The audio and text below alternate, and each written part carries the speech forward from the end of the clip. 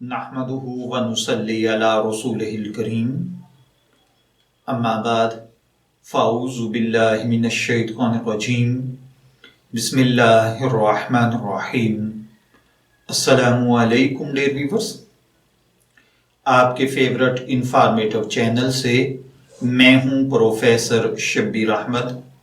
हमारा आज का टॉपिक है कि क्या इंसानियत के दुख दर्द दूर करने के लिए इस्लाही मामलात, इज्तिमाई मदद करने वाले, ख़ासकर सेहत व तालीम, समाजी मसाइल के लिए माली मदद करने वाले या फिर मुस्तहिकीन की बज़रिया ज़कात और सदकात मदद करने वाली तंजीमें या इदारे जिनमें मुख्तलिफ मशहूर नाम हैं, क्या इनको ज़कात दी जा सकती है या नहीं?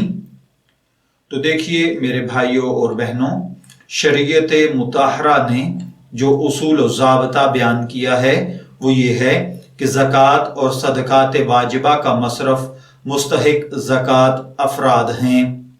मुस्तहिकीन ज़कात वो होते हैं जिनकी मलकियत में सोना, चांदी, नकदी या ज़रूरतियात असलिया का ज़ायद सामान मौजूद ना हो या बकदरे निसाब ना हो, और फिर सबसे बड़ी बात वो सैयद ना हो।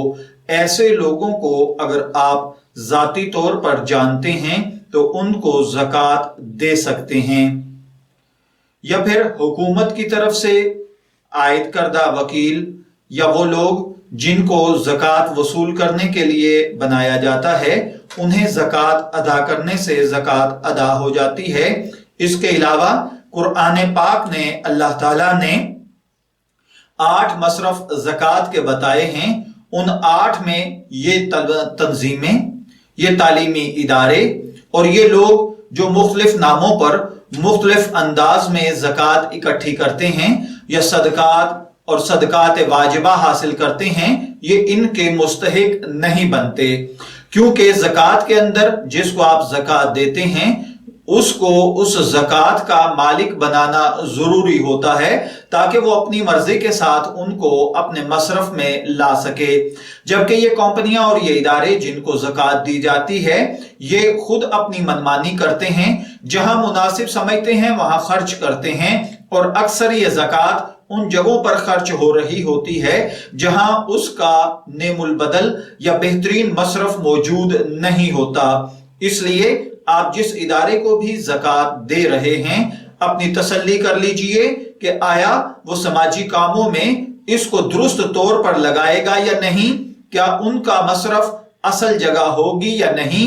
अगर आपको शक है तो ऐसे किसी भी फलाही काम, फलाही इदारे को ज़कात न दीजिए।